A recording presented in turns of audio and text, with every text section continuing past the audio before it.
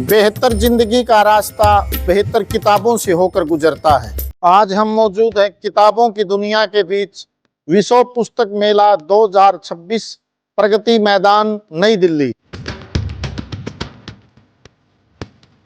आओ किताबें पढ़ें और अपने आसपास के समाज को, देश दुनिया को समझने की कोशिश करें और एक बदलाव महसूस करें। खुद की जिंदगी में समाज को बदलें, अपने अंदर संवेदनशीलता का संचार करें। किताबें एक इंसान के जीवन में बहुत महत्वपूर्ण भूमिका निभाती हैं।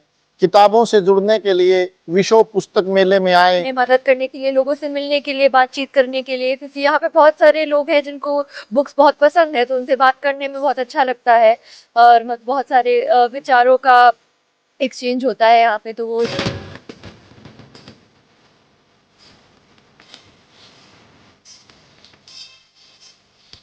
यहाँ का माहौल बहुत ही अच्छा है।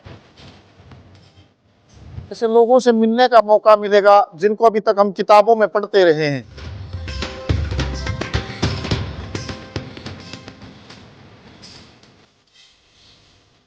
और किताबें भी साथ में अगर गांव गांव तक पहुंचे तो मुझे लगता है कि जो जागृति समाज के अंदर पैदा होनी चाहिए वो बहुत जल्द हो जाए। आपको ले चलते हैं विश्व पुस्तक मेले की यात्रा पर।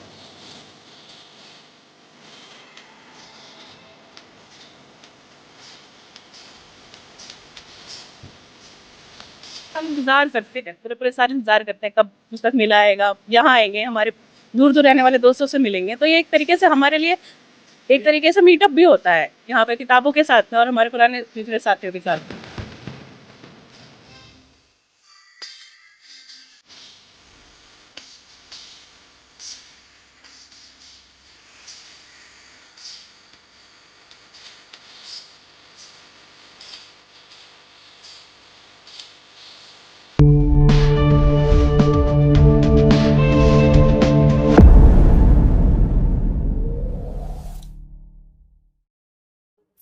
नमस्कार दोस्तों, चढ़ता हरियाणा ग्रामीण अंचल की एक बुलंद आवाज न्यूज चैनल पर आपका स्वागत है। मैं कुलदीप सिंह आज मौजूद हूं किताबों की दुनिया के बीच विश्व पुस्तक मेला प्रगति मैदान नई दिल्ली। आज इस मेले में किताबें हैं, लेखक हैं, पाठक हैं। एक ऐसी दुनिया है, साहित्य की दुनिया, कहानियों की दुनिया, कविताओं की दुनिया, इतिहास की दुनिया। किताबें इंसान के जीवन में महत्वपूर्ण भूमिका निभाती हैं और इन्हीं किताबों की दुनिया के बीच में आपको ले चलता हूं। सर, इस बार आपके मेले में आपकी जो नई किताबें कौन कौन सी आई हैं, या ऐसी कौन सी किताबें हैं जो जरूर पढ़ी जानी चाहिए, खरीदी जानी चाहिए? इस बार अभी तक जो है 15 करीब किताब आ चुकी है। आज 2 किताब और आएगी, तो 19-20 किताब टोटल आएगी। कल परसों में बाकी सब आ जाएगी। तो एक ये किताब है राजेंद्र पाल सिंह वारियर।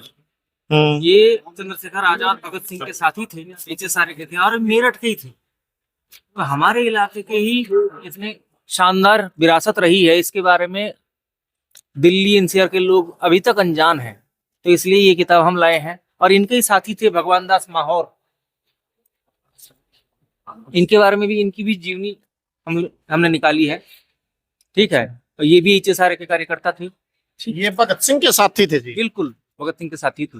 अच्छा अच्छा। हाँ, इसके अलावा है जो सोवियत संघ जब बनी थी 1917 में क्रांति के बाद, तो उसके बारे में लोगों का बहुत सवाल था कि ये क्या है, कैसे काम करती हैं, इसमें चुनाव होते हैं, नहीं होते, विरोध का सवाल कैसे है, फैसले कैसे लिए जाते हैं, सरकारी फैसले क्या आखिरी फैसले होते हैं, नहीं होते हैं। इसके बारे में तमाम सवाल तब भी थे और आज भी है। एक अमेरिकी संगठनकर्ता एल्बर्ट रीस विलियम्स 76 प्रश्न और उत्तर के शक्ल में इन सवालों के जवाब देते हैं। बहुत पुरानी किताब है, इस बार हिंदी में आई है। इसके अलावा हमारे देश के बहुत बड़े भौतिक शास्त्री हुए हैं मेघनाथ साहा, बंगाल के थे और वैज्ञानिक थे मशहूर, दुनिया भर में इनका नाम था। और आज़ादी के बाद जब पहली बार चुनाव हुआ तो लोकसभा चुनाव में ये खड़े हुए और सांसद भी बने। अच्छा। तो इनके सामाजिक, आर्थिक, राजनीतिक जो चिंतन है, लेखन है, और समाज संस्कृति के बारे में, वैज्ञानिक नजरिए के बारे में जो इनका लेखन है, बहस है, अभी तक सिर्फ बांग्ला भाषा में ही उपलब्ध था। इस बार हम लोग हिंदी में लाए हैं। ये हिंदी भाषी पाठकों को जरूर पढ़ना चाहिए। तो इसके अलावा एक ये किताब है, लोक शास्त्र और सांस्कृतिक वर्चस्व। फिर जैसे हरियाणा में रागनी गाए जाते हैं, पश्चिमी यूपी में गाए जाते हैं, इसको कहते हैं लोक संगीत।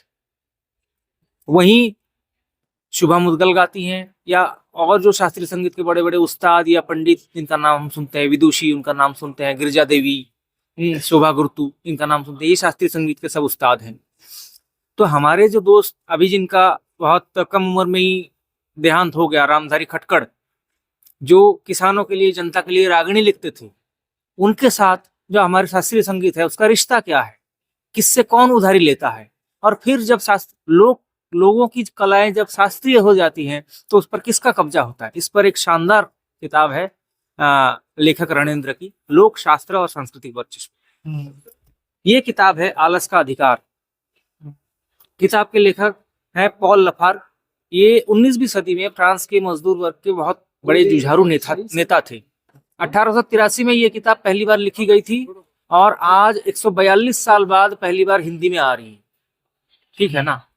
और ये किताब जो है आज हमने छापा है इसीलिए भी कि आज 8 घंटे काम, 8 घंटे मनोरंजन, 8 घंटे आराम का नारे के खिलाफ नए लेबर कोड ने 12 घंटा, 14 घंटा, 15 घंटा काम की कानून थोप दिया है।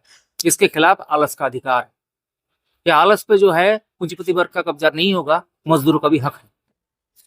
ये किताब है ट्रंप व्हाइट हाउस में। 2017 में जब ट्रंप पहली बार राष्ट्रपति बने थे तो अमेरिकी समाजशास्त्री, प्रगतिशील समाजशास्त्री जॉन बेलमी फॉस्टर, जिन्होंने किताब लिखी थी व्हाइट हाउस में ट्रंप, इस किताब का अनुवाद किया गया। आज खास करके वेनेजुएला में हम पर हमला करने के बाद, सीरिया पर हमला करने के बाद ट्रंप की पागलपन और ट्रंप के आने के साथ साथ पूरी दुनिया में जो फांसीवादी ताकत का उभार है, इसके बारे में बहुत बढ़िया से समझाती है ये किताब। पंजाब के जन नाटककार, संस्कृति कर्मी गुरशरण सिंह, उनकी पंजाबी नाटकों का, चुनिंदा नाटकों का हिंदी अनुवाद करके 2 खंडों में हमने प्रकाशित किया है। उम्मीद है कि हिंदी के जो संस्कृति कर्मी है, कलाकार है, नाटक पसंद लोग हैं, उनको पसंद आएगी।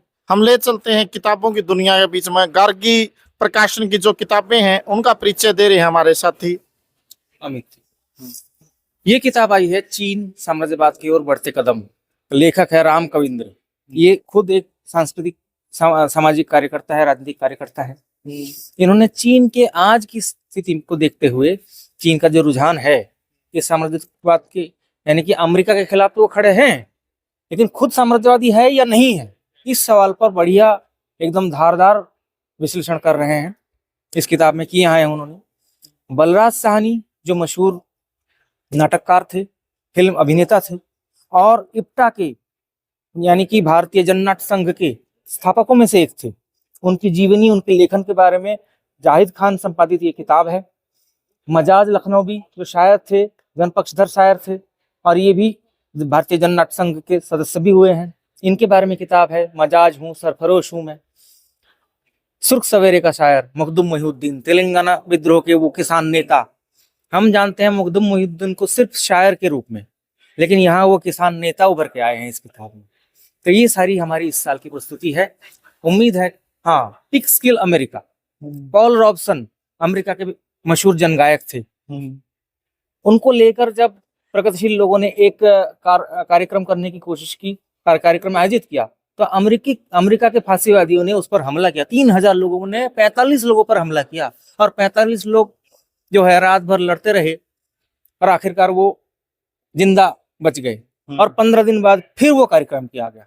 ये दास्तान पूरा हार्ड फास्ट ने यहाँ बयान किया है पिक्सकिल अमेरिका में। ये सारी हमारी अभी तक की नई किताबें हैं। अच्छा, और किताबें दिखाओ आप, जैसे और कोई, जैसे आपसे 1-2 बात और जानना चाहेंगे सर।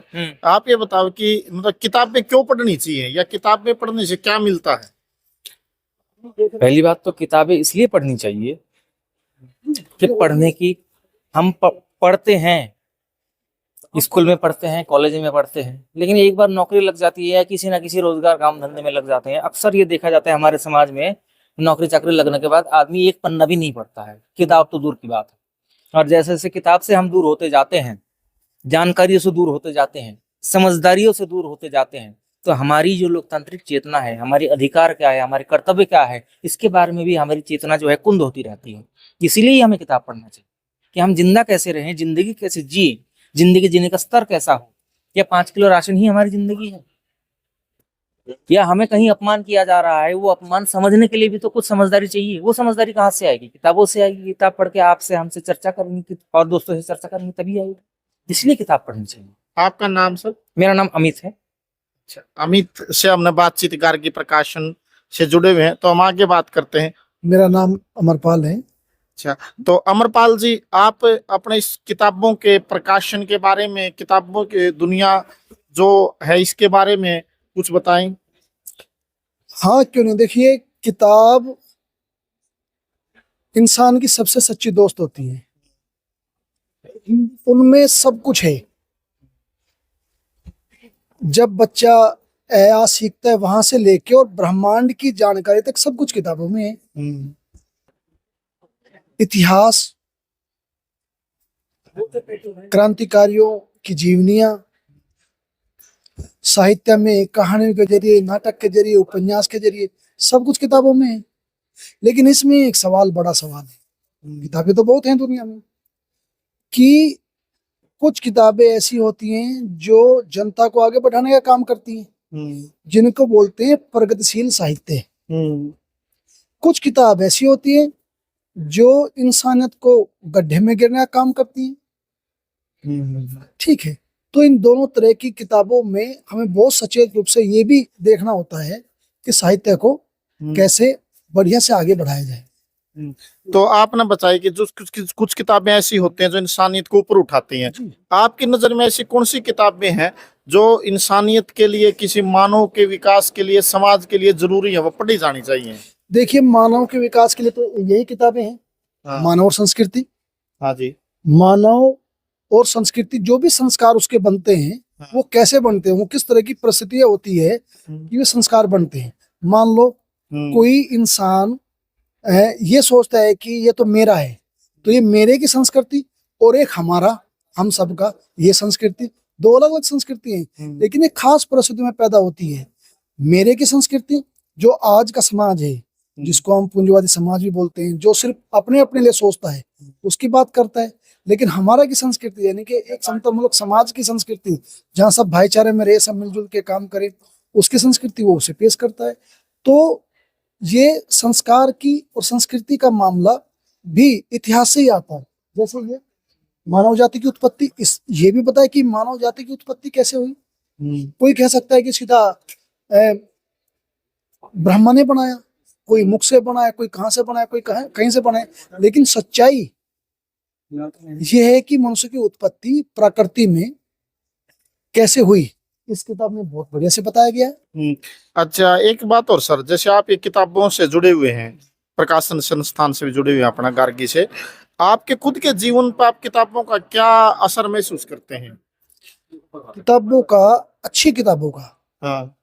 और अच्छी किताबें पढ़ने वाले जो लोग होते हैं, उनकी संगत में आने का जो प्रभाव है वो ये है कि जैसे डाकू उंगली मान बुद्ध के संपर्क में आए, तो उनकी जीवन की धारा ही बदल गई।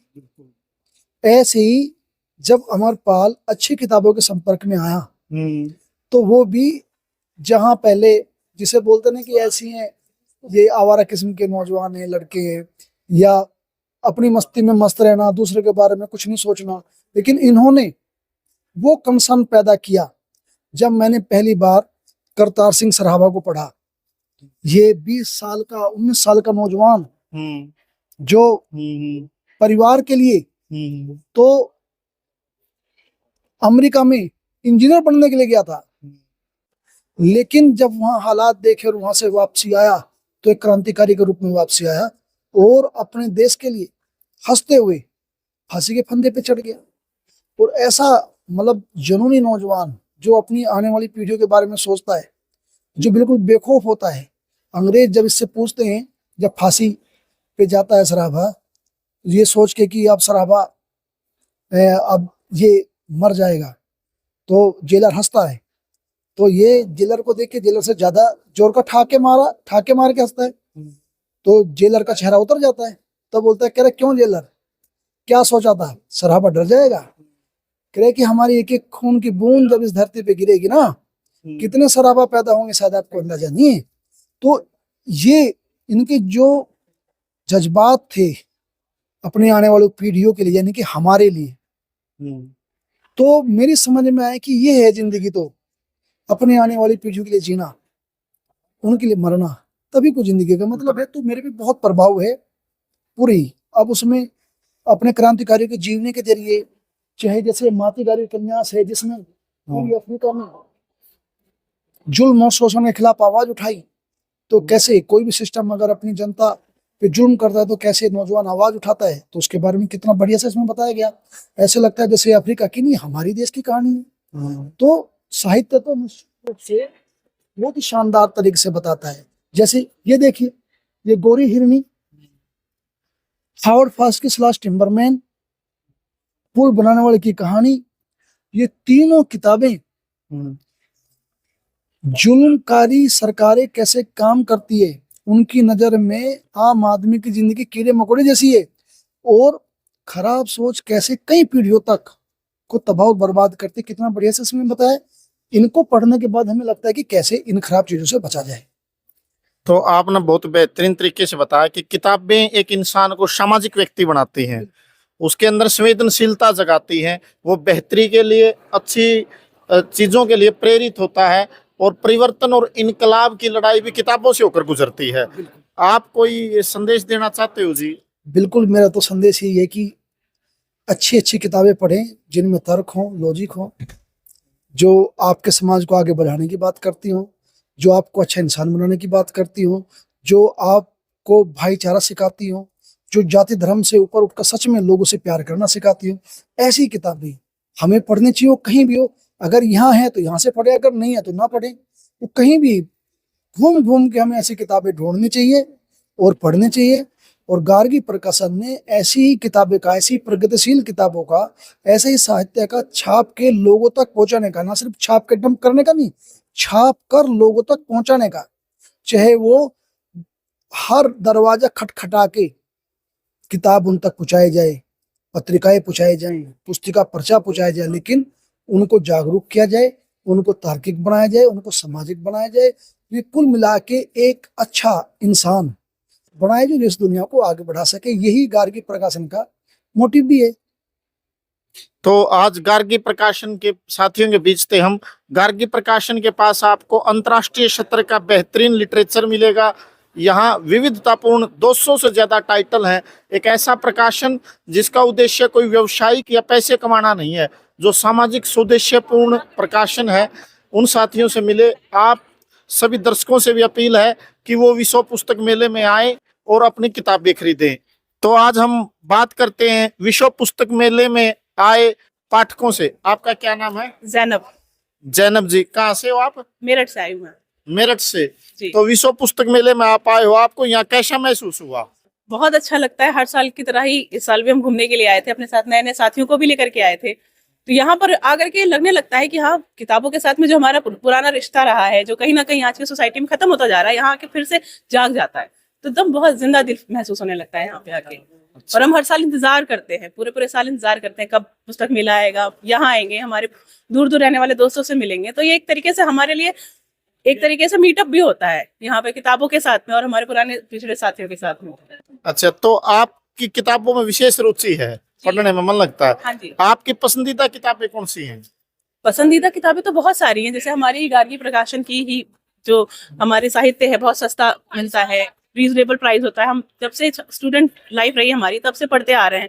तो हमारी गार्गी प्रकाशन की बहुत सारी किताबें। कोई किताब जैसे आपका? फिरदौस हो गई। फिरदौस। इसके अलावा मैंने जो अपने पहली उपन्यास पढ़ी थी अपने प्रकाशन की, पहला अध्यापक, बहुत साल पहले लॉकडाउन के टाइम पे जब मैंने आना जाना ही शुरू किया था, तब मुझे उससे पहले नहीं पता था बुक फेयर के बारे में। तो मैंने पहला जो उपन्यास पढ़ा था, पहला अध्यापक पढ़ा था, और मुझे बहुत अच्छा लगता है वो अभी भी।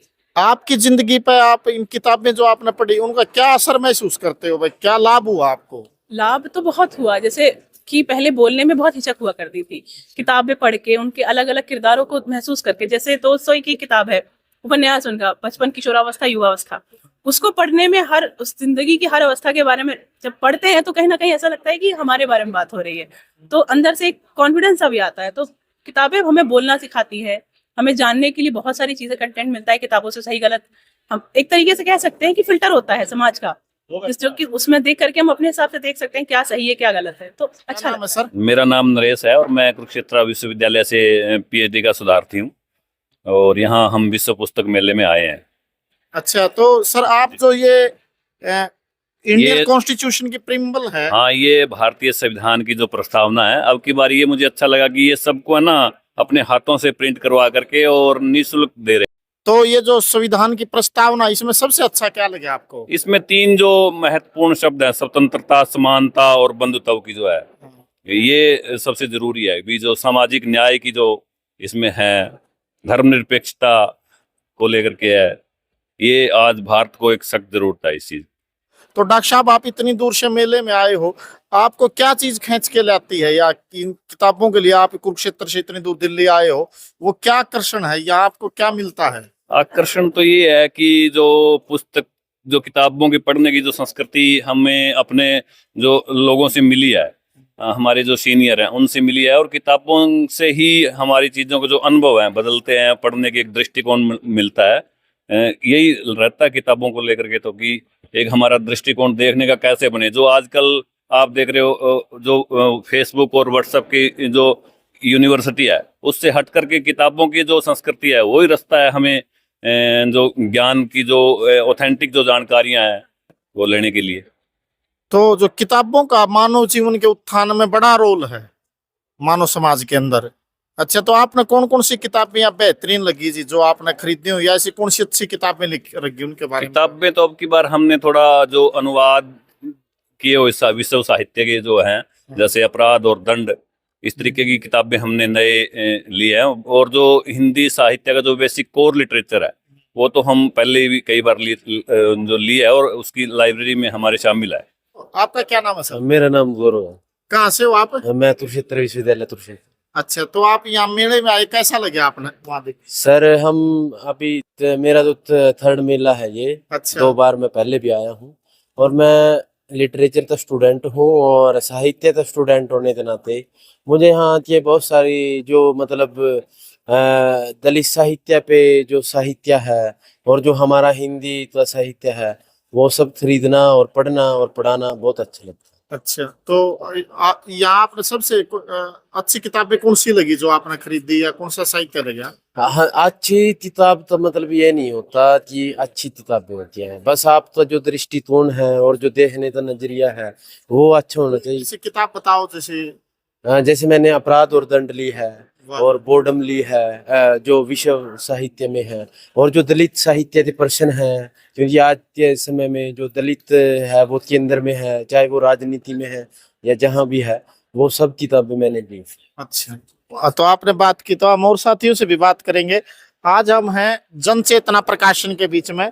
जन चेतना एक नाम है जो बेहतरीन किताबें लगातार प्रकाशित करते रहे हैं। ऐसी किताबें जो कम रेट पे, थोड़े पैसों में अच्छा लिटरेचर, क्रांतिकारी किताबें आम आदमी तक जाएं। इनका स्लोगन भी है, आप जैसे देखोगे कि जन चेतना के ऊपर ये शहीद भगत सिंह की विचारधारा को लेकर इन्होंने बहुत अच्छी किताबें भी प्रकाशित की हैं। तो आज हम उनके साथियों से बात करेंगे। नमस्कार सर, आपका क्या नाम है सर? जी, सूरज नाम है, दिल्ली यूनिवर्सिटी में पढ़ता हूँ। जनचेतना के लिए हम लोग वॉलंटियर करते हैं, यहाँ पर कोई पेड स्टाफ नहीं है, सब लोग आप वॉलंटियरली करते हैं, निशुल्क ये कार्य करते हैं? जी, हम लोग इस मुहिम से जुड़े हुए हैं। अच्छा, जन चेतना के बारे में बताएं। मतलब जनचेतना एक वैकल्पिक मीडिया अभियान है और जितने भी प्रगतिशील लिटरेचर है उसको हम लोग आम लोगों तक ले जाते हैं। देश भर में 13 राज्यों में हम लोग लाइब्रेरीज चलाते हैं, और दिल्ली में भी हम लोग 6 इलाकों में ऐसी लाइब्रेरीज चलाते हैं जहाँ पर जो मजदूर बस्तियों में हम लोग भगत सिंह और उनके साथियों की यहाँ पर लगी कुछ कुछ छोटी छोटी बुकलेट्स वो हम लोग ले जाते हैं। ऐसे इलाकों में जहाँ नशे के पदार्थ तो है लेकिन किताबें नहीं है, वहाँ हम लोग किताबें ले जाते हैं, बच्चों को पढ़ाते भी और लोगों को उनके असल मुद्दों पे, महंगाई, बेरोजगारी, उन सब पे एकजुट और संगठित करते, उनको एजुकेट करते।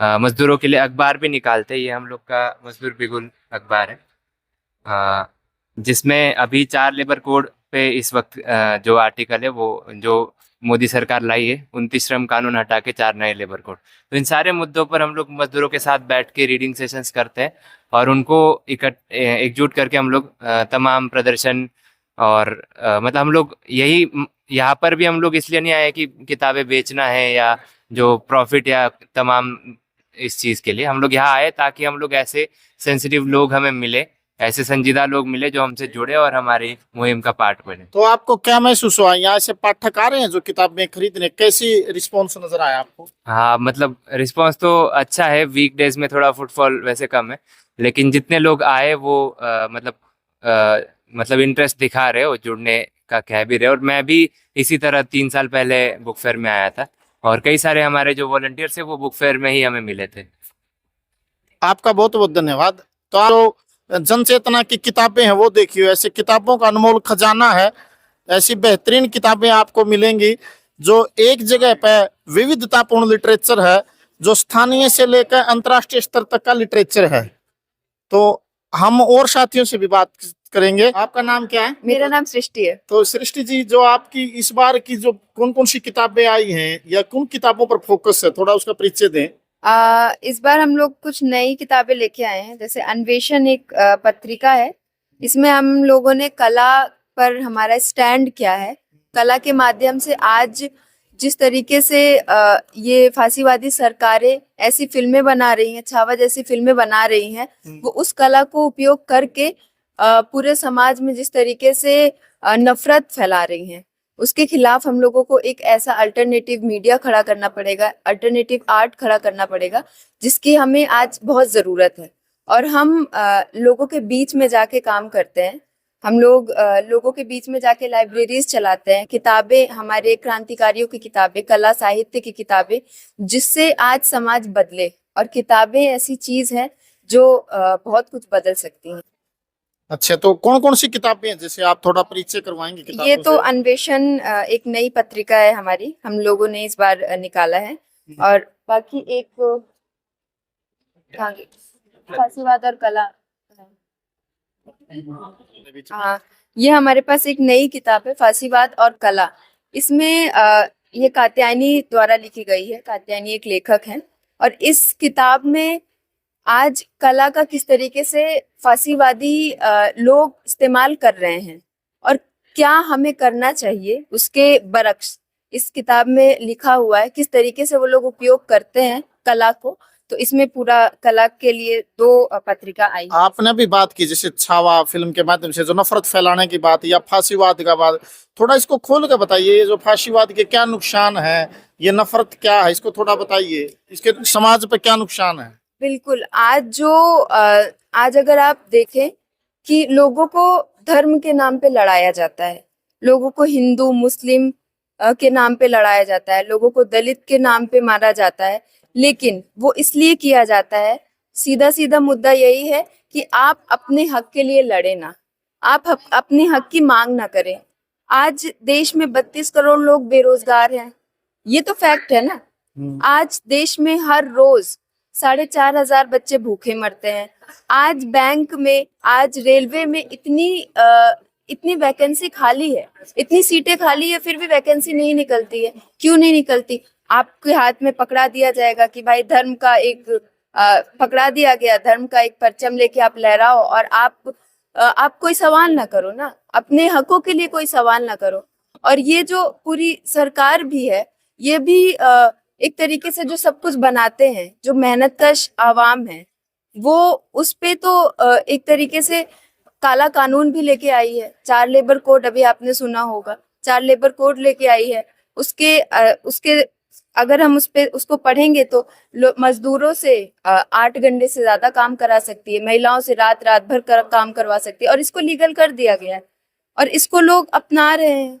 आपके कहने का अर्थ ये है कि जो धर्म के नाम पर कट्टरता फैलाकर सही मुद्दों से लोगों के ध्यान भटकाया जाता है, असली मुद्दों से। अच्छा, तो फिर ये जो आपकी किताबें हैं, जो जन चेतना का प्रकाशन की जो किताबें आप लोगों के बीच में ले जाते हो, या खुद आपने किताबें पढ़ी हैं, तो किताबों का आप एक इंसान के जीवन पे क्या असर महसूस करते हो? जैसे आपने खुद की जिंदगी में क्या महसूस करा असर इस किताबों का, या जो आप लोगों को किताबें पढ़ने के लिए प्रेरित करते हैं कि उसका इम्पैक्ट क्या है लाइफ के ऊपर?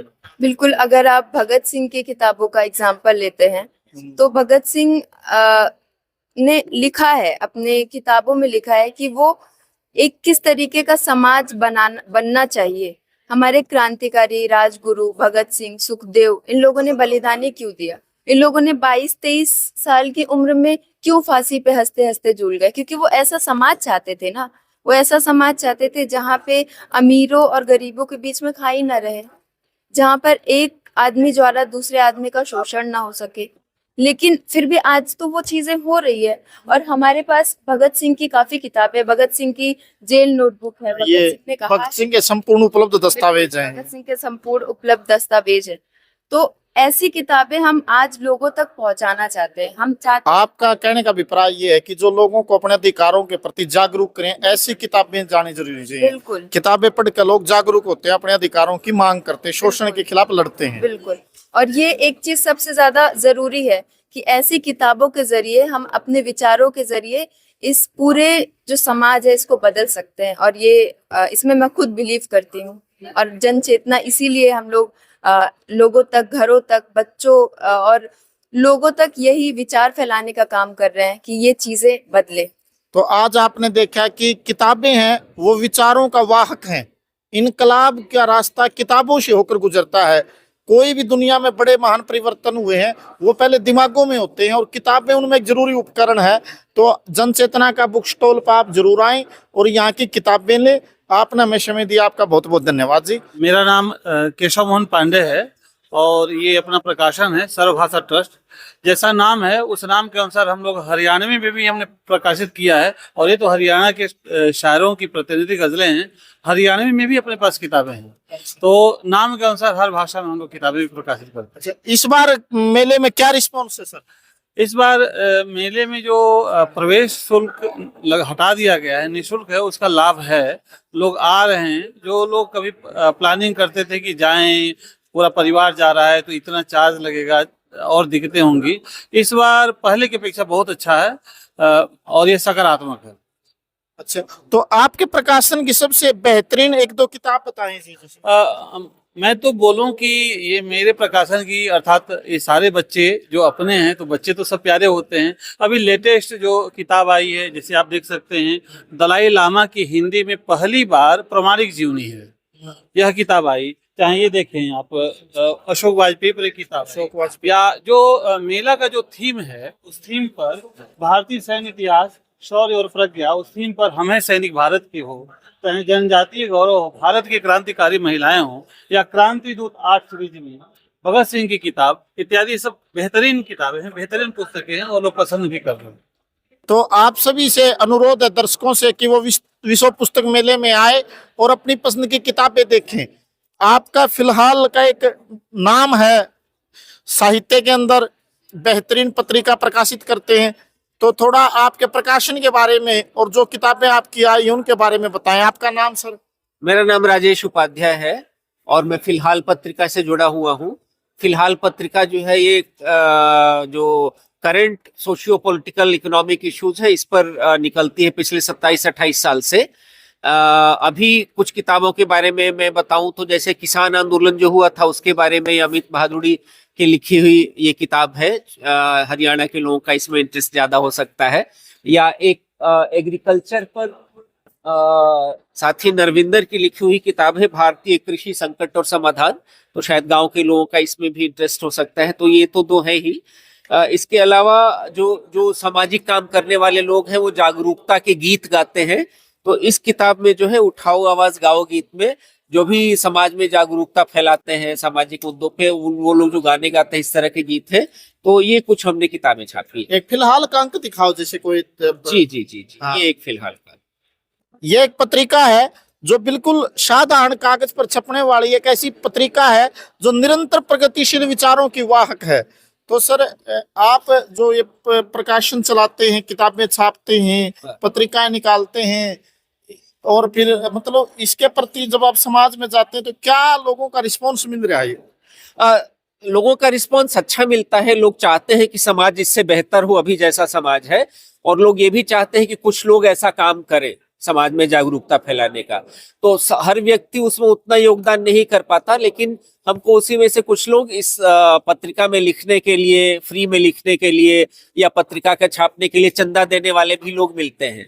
तो हमें लगता है कि समाज में सहयोग है अगर लोग अच्छा काम करें, और समाज चाहता है कि अच्छा काम हो। अच्छा, तो आप हमारे चैनल के माध्यम से दर्शकों से कोई अपील करना चाहते हो या कोई संदेश देना चाहते हो जी? मेरा तो यही संदेश होगा कि अच्छी किताबें पढ़ें, सब लोग अच्छी पत्रिकाएं पढ़ें, अपने सामाजिक मुद्दों पर पढ़ें, और अपने समाज को और बेहतर बनाने के लिए काम करें। महिलाओं को, मजदूरों को, सबको उनके बराबरी का दर्जा दिलवाएं, और उनको बराबरी का दर्जा दिलवाने वाली नीतियां बनवाएं। सरकार के कार्यक्रम ऐसे लागू करवाएं कि सारे गरीबों को, मजदूरों को, किसानों को लाभ हो। तो आज हमने बातचीत की फिलहाल के कॉर्नर पर। अभी जो लोग यहाँ पाठक के तौर पर हम उनसे भी बातचीत करेंगे। आपका नाम क्या है? विजय लक्ष्मी। विजय लक्ष्मी जी, आप कहाँ से हो? मैं महाराष्ट्र से हूँ, दिल्ली में पढ़ती हूँ। अच्छा, किस चीज की पढ़ाई करते हो आप? मैं अभी एमए पर्शियन भाषा में पढ़ाई कर रही एमए पर्शियन भाषा में। हूँ। हाँ। तो आप विश्व पुस्तक मेले में आए, आपको कैसा महसूस हुआ, क्या लगा यहाँ पे? मतलब अच्छी बात है, बहुत सी प्रोग्रेसिव किताबें ही और बहुत सी प्रोग्रेसिव मैगजीन्स या पत्रिकाएं ही मैं ढूंढ रही हूँ। उनकी किताबों की दुकान बहुत ढूंढने पड़ रहे हैं, क्योंकि आप देख रहे होंगे एक तरीके से आज जो पॉपुलिस्ट किताबें हैं वही ज्यादातर यहाँ पे भी देखने को मिल रही है।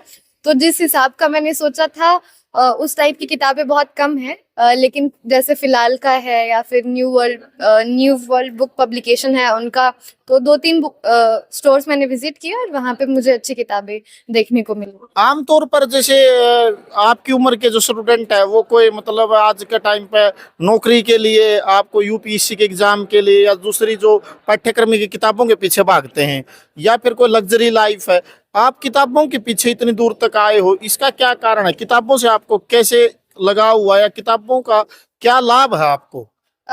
शुरुआत में मैं भी वही जीवन जी रही थी कि जो सिलेबस की किताबें हैं उसी के पीछे भागते थे, लेकिन एक वक्त पे आपको समझ में आता है कि आप एक मशीन की तरह जिंदगी जी रहे हैं। उन मार्क्स और उन सिलेबस में ऐसा कुछ नहीं है जो आपको एक बेहतर इंसान बनाए। वो आपको एक तरीके से इस मार्केट इकोनॉमी में बस उपभोक्ता और उपभोग का साधन बनाने के लिए बनाया गया है।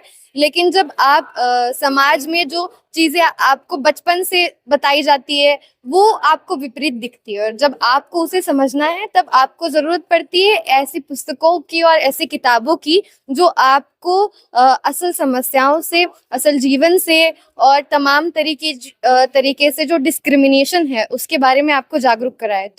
तो आपने जो किताब खरीदी है थोड़ा इसके बारे में बताएं। ये आनंद तेलतुंबड़े की किताब है जो भीमा कोरेगांव का केस रहा, जिसमें सरकार ने जो 16 अक्यूज थे उनको बंद रखा, जिसमें से फादर स्टैन स्वामी का डेथ हो चुका है और आनंद तेलतुंबड़े उसी में से एक है। और इसमें जो दलित समाज के साथ आज भी जिस तरीके से तथाकथित जो नीची जाति के नाम पे जो व्यवहार किया जाता है और उसमें स्टेट और सोसाइटी किस तरीके से रोल प्ले करती है, उसके बारे में बात की गई है। और उसी को बेहतर तरीके से समझने के लिए और इसे हम कैसे सुलझा सकते हैं उसी के ऊपर ये किताब है, तो इसलिए मैं। अच्छा, एक और बताओ, जैसे जो आप इच्छाएं हैं हमें ऐसी किताबें मिले जो एक क्रांतिकारी किताबें हों जो मनुष्य को वैचारिक तौर पर खुराक दें, समाज को बेहतरी की दिशा में ले जाएं, ये कैसे उपलब्ध हो सकती है? क्या इस तरह के मेले नीचे गांव तक या जिलों पर नहीं ले जाना चाहिए, या उसका क्या कोई ऐसा सिस्टम होना नहीं चाहिए कि हर पाठक तक किताब पहुंचे? हाँ, मैं पंजाब गई थी पिछले साल, वहाँ पे गदरी बाबाओं का मेला लगता है। अच्छा। और उसमें जिस तरीके की किताबें मैंने देखी कि गांव से बुजुर्ग लोग और नौजवान लोग, वहाँ पे प्रोग्राम होता है पूरा कल्चरली और सोसाइटल इशू पे बात होती है, टॉक्स होते हैं, और उसी के साथ कई तरीके की किताबें वहाँ पे लोग लगाते हैं स्टॉल्स, और लोग उन्हें खरीदते हैं और पढ़ते भी है। तो उस टाइप का मेला जो आपको आपका पुराना इतिहास भी याद दिलाए, समाज के लिए आज क्या जरूरत है उन पे बात भी हो, और किताबें भी साथ में अगर गांव गांव तक पहुंचे, तो मुझे लगता है कि जो जागृति समाज के अंदर पैदा होनी चाहिए वो बहुत जल्द हो जाएगी। क्योंकि आज जिस तरीके से मोबाइल के पीछे भाग रहे हैं, जो असली समस्या है उनसे तो हम भाग ही रहे हैं, और एक बनावटी दुनिया जो कैपिटलिस्ट सिस्टम है जो आपको सिर्फ कंज्यूम करना सिखा रहा है, उससे दूर ले जाने में भी बहुत हेल्पफुल है।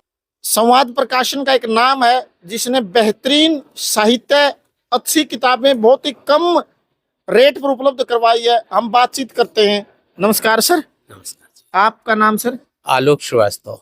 आलोक जी, आप जो ये आपका प्रकाशन है संवाद प्रकाशन, जी। ये इसका जो आपने शुरू किया या आज भी जो लगातार आप किताबें उपलब्ध करवा रहे हैं, इसका मूल उद्देश्य क्या है? जो आप इतने मेहनत करते हो, किताबें लिखवाते हो, अनुवाद करते हो और यहाँ तक लेके आते हो।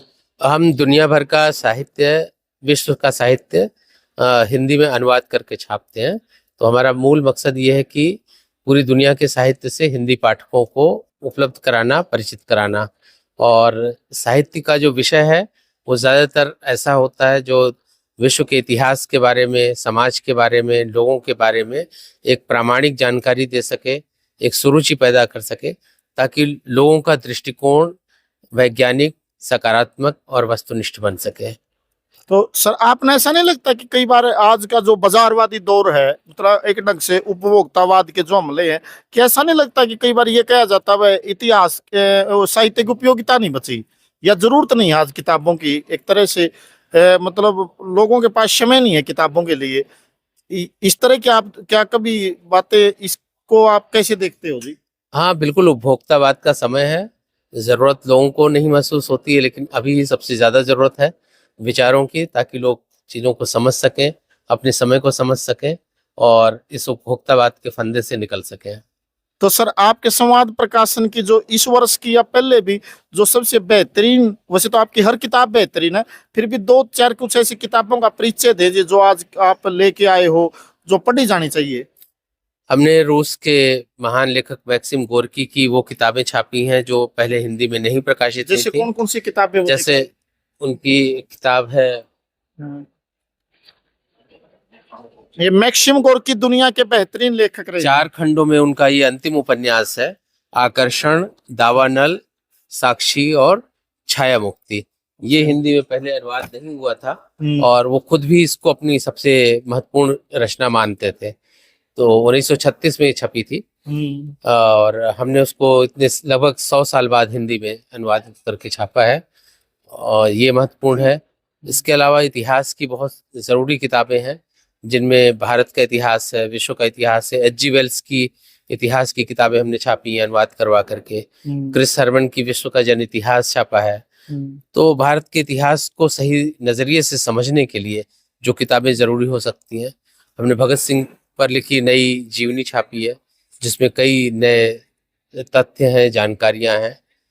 तो इस तरह की काफ़ी सारी किताबें हैं। 100 से ज़्यादा किताबें पिछले 1 साल में हमने छापी हैं और कुछ पिछले बीते हुए सालों में 400 से अधिक किताबें हैं जिनमें जीवनियाँ हैं, आत्मकथाएँ हैं, इतिहास है, फिलॉसफी है, जो कि भारत को, दुनिया को और खुद को समझने के लिए मदद करने वाली किताबें हैं। आपने कितना महत्वपूर्ण काम किया सर।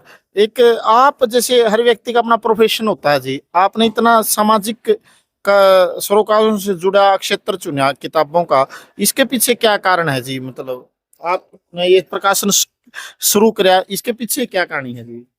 नहीं, कहानी तो कोई खास नहीं है, बस पढ़ने लिखने में रुचि थी। खुद जिन किताबों को पढ़ते थे लगता था कि और पाठकों तक भी पहुंचनी चाहिए, और चूंकि हिंदी में इस तरह की किताबें कम हैं तो ये मंशा थी कि जो अंग्रेजी में दुनिया भर में किताबें लिखी गई हैं वो उनमें से कुछ श्रेष्ठ किताबें हिंदी में भी आ सकें। यही मंशा थी, यही प्रेरणा थी। आपने समय दिया, आपका बहुत बहुत धन्यवाद सर। विश्व साहित्य की बहुमूल्य किताबें, उनका अनुवाद सरल, सटीक और साधारण शब्दों में आपको मिलेगा। संवाद प्रकाशन पर। आप जो इतनी मेहनत से किताबें तैयार करके लाते हैं, तो मेले में इस बार पाठकों का कैसा रिस्पॉन्स है? हमारे प्रति तो ठीक ही है, मतलब हमें तो अच्छा रिस्पांस मिल रहा है। बाकी हम सबका तो नहीं बता सकते, बट हमारा तो ठीक चल रहा है, तो अच्छे रिस्पांस है। तो अच्छी और बेहतरीन किताबों के लिए जाना जाता है लेफ्ट वर्ड प्रकाशन, वाम प्रकाशन, जिसकी बेहतरीन किताबें हैं। एक किताब और है, मैं हम दर्शकों से दिखाना चाहेंगे खासतौर पे, इस किताब का और थोड़ा परिचय दे सर। हाँ, ये आरबी मोरे की मतलब हाँ। आरबी मोरे के ऊपर किताब है, तो जो महाट सत्याग्रह में मतलब इन्वॉल्व थे। तो ये हमारी इंग्लिश पे भी है, मेमोरीज ऑफ दलित कम्युनिस्ट, ये उसकी हिंदी अनुवाद है। ये भी अच्छी किताब है अपने आप में। ये थोड़ी 5-6 महीने पहले आई थी। अगर कोई किसी को कास्ट स्टडीज उसी के ऊपर पढ़ना हो तो आप ये किताब भी फॉलो कर सकते हैं और ले सकते हैं। आरबी मोरे डॉक्टर भीमराव अंबेडकर के एक घनिष्ठ सहयोगी थे और भारत के कम्युनिस्ट आंदोलन के एक बड़े नेताओं में से एक थे। जाति और वर्ग के सवालों को समझने के लिए बहुत बेहतरीन किताब है ये। आरबी मोरे एक सादगीपूर्ण और समर्पित कम्युनिस्ट का जीवन और डॉक्टर अंबेडकर और कम्युनिस्टों के संबंधों और आज जाति और वर्ग की जो संघर्ष है, इसको जानने के लिए आप वाम प्रकाशन के स्टॉल पर जरूर आएं और किताबें देखें। ये देखो, ये बेहतरीन किताबें हैं आपके बीच में। वाम प्रकाशन की, एक लेफ्ट वर्ड प्रकाशन की एक से एक बेहतर किताबें हैं। सभी दर्शकों से भी अनुरोध है कि वो अपने अपने घरों से बाहर निकलें, किताबों के अंदर जाके और एक सृजनशील इंसान बने, संवेदनशील इंसान बने, किताबें पढ़ें। किताबें इंसान के जिंदा होने का सबूत है। और आज के दौर में जब एक इंसान को उपभोक्ता में तब्दील कर दिया जा रहा है, तो उसमें संवेदनशीलता को बचाने के लिए और मानवीय मूल्यों के पोषण के लिए किताबें पढ़ें। किताबें आपसे मिलना चाहती हैं। आपका क्या नाम है? मेरा नाम सांद्रा है। कहाँ से हो आप? मैं कोलकाता से हूँ, पर मैं दिल्ली में रहती हूँ। मेरा जन्म कोलकाता में हुआ है। अच्छा, तो आप विश्व पुस्तक मेले में आए हैं, तो आपको यहाँ क्या महसूस हुआ? अब मुझे बहुत अच्छा लगा यहाँ। मैं ये लेफ्ट वर्ड के साथ ही हूँ। यहाँ पे मैं सोशल मीडिया मैनेज करती हूँ। अच्छा। मैं यहाँ पे हूँ सारा, यहाँ पे किताबों को प्रमोट करने की में मदद करने के लिए, लोगों से मिलने के लिए, बातचीत करने के लिए, क्योंकि यहाँ पे बहुत सारे लोग हैं जिनको बुक्स बहुत पसंद है, तो उनसे बात करने में बहुत अच्छा लगता है और बहुत सारे विचारों का एक्सचेंज होता है यहाँ पे। तो वो यहाँ का माहौल बहुत ही अच्छा है। तो आपने जो बताया कि आप जैसे प्रकाशन से जुड़े हुए हैं, तो जैसे आप ये क्या महसूस करते हैं कि इंसान के जीवन में किताबों की क्या भूमिका है, क्या रोल है, या किताबें जो बेहतरीन किताबें हैं वो इंसान के जीवन पर क्या असर डालती हैं? वो अगर आप जितना ज्यादा पढ़ेंगे उतना ज्यादा आपका जो थॉट प्रोसेस, आपकी विचार उतने ज्यादा बढ़ेंगे, आपका वर्ल्ड व्यू उतना ज्यादा एक्सपैंड होगा।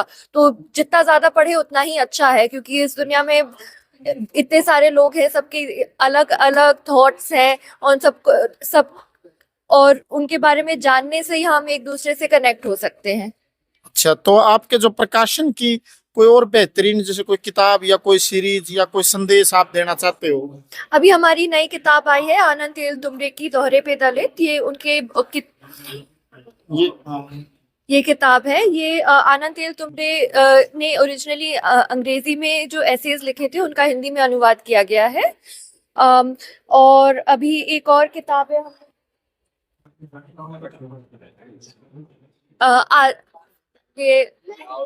ये है आरबी मोरे की बायोग्राफी। ये भी, इसका भी हिंदी में अनुवाद किया गया है। ये दोनों बहुत ही अच्छी किताबें हैं, तो आपको ये जरूर पढ़नी चाहिए। तो आप सभी से भी अपील है कि वो अपने अपने से घरों से बाहर निकलकर विश्व पुस्तक मेले में आए और लेफ्ट वर्ड वाम प्रकाशन पर आए और बेहतरीन किताबें पढ़ें। आपने समय दिया, आपका बहुत बहुत धन्यवाद। धन्यवाद। आप हमारे चैनल को फॉलो करें और कमेंट सेक्शन में जाकर प्रतिक्रिया भी जरूर दें। मैं कुलदीप सिंह, विश्व पुस्तक मेला, प्रगति मैदान, नई दिल्ली।